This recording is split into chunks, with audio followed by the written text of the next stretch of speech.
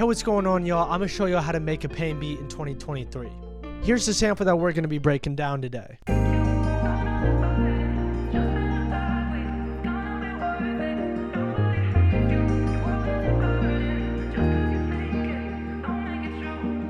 The first thing I always do is get some piano chords, and really I just think of the chord progression first and then I add extra notes that I want in.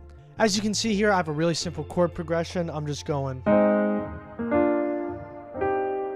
We've heard this chord progression so many times before, and the way to make this different is by actually adding some spicy notes, adding some notes that aren't in the really basic minor or major chord. So for example, here on this first chord, I have this G and I also have this A sharp. And this just adds a lot more character and makes it sound more unique. Here's what the piano sounds like just by itself.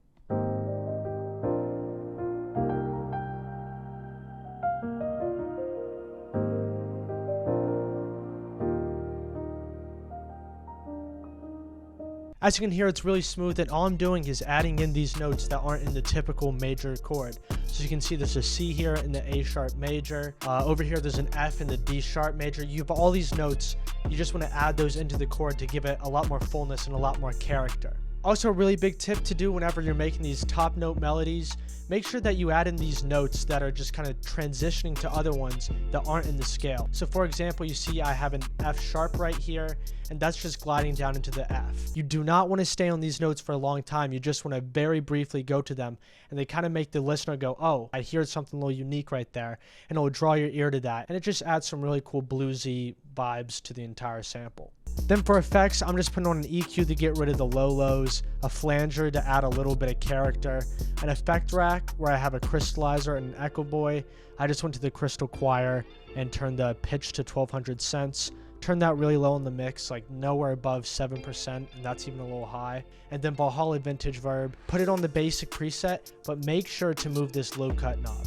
Do not have this all the way down here at like 30, because what you'll do is you'll make your mix really muddy. On everything that you put reverb on, make sure to bring up that low cut knob to make sure you're not getting a lot of unwanted frequencies in your sounds. For the bass, I'm just using the Scarby Rickenbacker bass, but I'm making sure to do the palm muted. Neck Pure DI, I also really like the Raven, that's a really good one. But all I'm doing is having it play the bass notes, and I'm having these little runs down. And all I'm doing with these rundowns is having notes in the scales, and it's going down to the next chord. I also, whenever I'm doing these, I have this F sharp all the way down here. And what that's going to do, especially for this VST, I'm not sure what it is in other ones, but make sure that it's hammering on all those, and it's just sliding down. This will make it sound a lot more smooth, but here's that with the piano.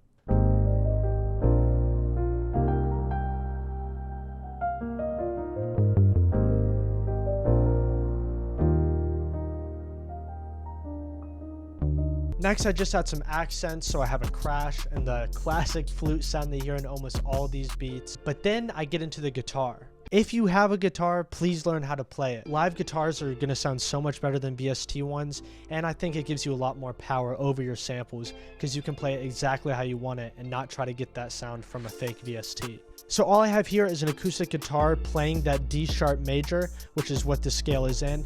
And a really good tip you can do is just play that same chord throughout the whole sample, and it'll kind of work over every single chord. For the guitars, I have a mixer rack that I use on a lot of pain beats, especially when I'm using these guitars and chords. All it is a pitch shifter up an octave, but I'm turning that down a bit, a compressor, EQ to cut out the low lows, an effect rack where I have a crystallizer that's up 1200 cents, and then I'm turning that down about to 20%. Then a Valhalla Vintage Verb, again, bring up that low cut knob so it's not really muddy.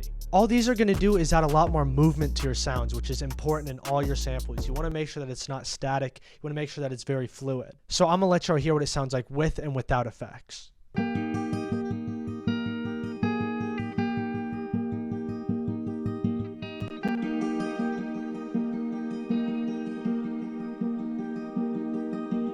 As you can hear, there's a huge difference. So here's what the guitars, accents, and all that sounds like.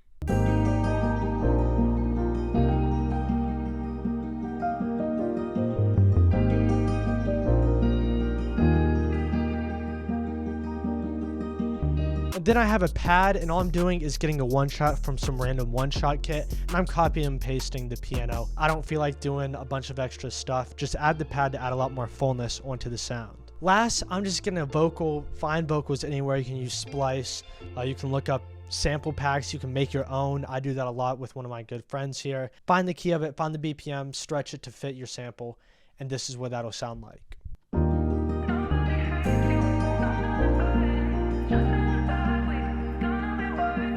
For the vocals, I have a very simple one. I have my Pain vocals. All that is an auto pan to make it go from left to right. Radio, presence, EQ. Just go to here, radio, put that on. EQ to cut out the lows because I do not want any lows messing around and making my mix muddy. I add on a classic compressor, and then of course Valhalla Vintage Verb. And also I recommend having some user presets that you have go-tos. This will make it a lot quicker whenever you're just trying to get some good reverb sounds. But that's going to be it for me. I appreciate y'all watching the video. Make sure to check out my other YouTube videos. But I appreciate the support, and I'll catch you on the next one.